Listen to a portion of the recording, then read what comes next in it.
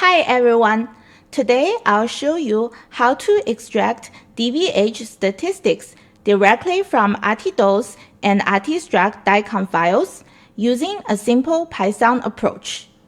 This method is easy to implement and a great starting point for anyone working with DICOM RT data. First, a quick overview. A dose-volume histogram, or DVH, summarizes the 3D dose distribution by showing the volume of a structure receiving a certain dose or more. It's widely used in treatment plan evaluation. Our approach today will be straightforward.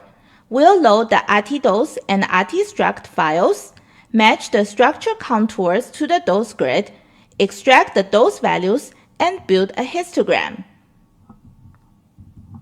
I'll now switch over to a live demo and walk you through the Python code. If you want to try it yourself, check out the code example link below. Here is the Python code. It's very straightforward. We only use the PyDicom, NumPy, and the CSV libraries. It has a few main functions. The load dose grid file directly load the DICOM dose file using the PyDicom DCM read. It loads in the RTDOSE.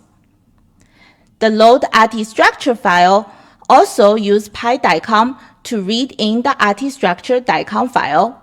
It then finds all the ROI contours. The third function is create mask for the ROI. This is to create mask for the ROI using the dose grid. And finally, it computes the DVHs for all the ROIs using the dose grid mask we generated earlier. And last but not least, it exports all the information into a CSV file. And now let's run the script.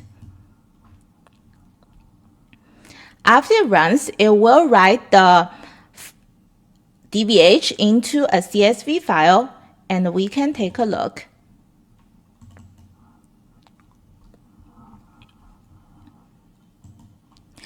And here we see we use dose bin of 0.1 gray, and we can plot the scatter plot to visually see the DVH. Let's use the insert scatter plot. And now you have the DVH built from the RTDOSE and RTSTRUCT DICOM files. So that's it for the demo. This method uses simple voxel mapping without complex interpolation. It's very useful for automation, but for clinical precision, advanced interpolation like trilinear methods may be needed. For future improvements, if you are interested in even higher accuracy, you can explore adding trilinear interpolation or dose grid resampling. Let me know if you want a future video on these improvements. Thanks for watching. If you found this helpful, please like, comment, and subscribe for more DICOM and medical physics content.